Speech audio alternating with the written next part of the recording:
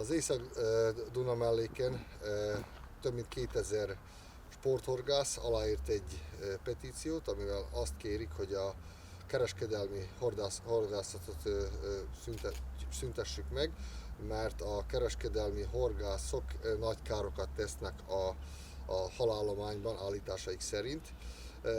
A sporthorgászoknak is, és a 7 kereskedelmi horgásznak is, akik a felső Duna melléken aktívak, mi adjuk ki, a Vajdaság Erdély adják ki az engedélyeket. A törvény szorgalmazza a kereskedelmi horgászatot, mint gazdasági ágazatot, így ez a kérdés nem egyoldalú és nem egyszerű, ezért megpróbáltunk kompromisszumos megoldást találni. Szeretném megemlíteni, hogy Bánátban a 38 km Dunahosszon van 44 gazdasági horgász, körülbelül 450 sporthorgász, az Észak-Duna melléken pedig, ahogy említettem, 7 kereskedelmi horgász és több mint 2000 sporthorgász. Több évtizedes ez a konfliktus ez a két tábor között, de megpróbáltunk találni olyan megoldást, ami mindenkinek megfelel, ami kompromisszumhoz vezet, közösen Apatin községgel, és 8 intézkedést fogalmaztunk meg. Az első intézkedés az, hogy megpróbáljuk megállapítani a halállomány valódi állapotát.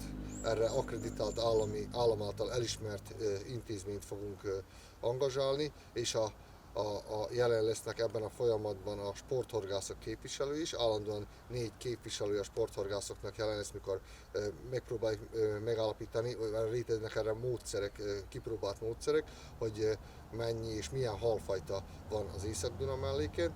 A második intézkedés az, hogy szigorúbban fogjuk ellenőrizni a sporthorgászokat is, hogy a kifogási hal listát, a hal lajstromot mennyire pontosan és precízen vezetik-e, vagy vezetik-e egyáltalán, mert ez törvényes kötelesség egy részből, más részből pedig ez alapján is pontosabb statisztikát tudunk kapni.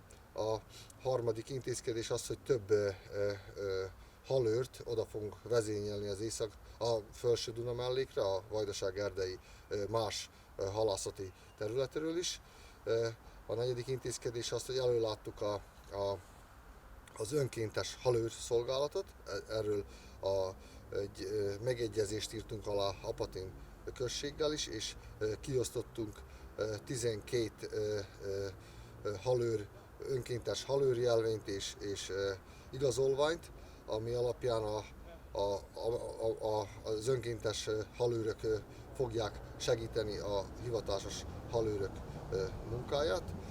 Ez mellett elő fogunk látni jövő évtől kezdve 15 km hosszat abban a 68 km-ből, ami a Dunán található, ahol tilos lesz a kereskedelmi horgászat, olyan 10 km Apatin környékén, mert ott nagyobb a sporthorgászoknak ugye nyomása, és körülbelül 5 km Monostorszeg környékén, és akkor jövő évtől kezdve a kereskedelmi horgászoknak ilyen föltételekkel adnánk ki az engedélyeket, de ahhoz, hogy ide eljussunk, konszenzusra van szintén szükség a sporthorgászok, a kereskedelmi horgászok között, valamint ebbe a munkába, ebbe 15 km gazdasági halászoknak tiltott zóna megállapításába bevonjuk majd a biológiai tanszéket is. Továbbá egy horgászati engedély eladó helyet létesítettünk az apatini kikötő közvállalat területén. Erről szintén egy szerződést írt alá a Vajdaság Erdei közvállalat az apatini kikötő közvállalattal.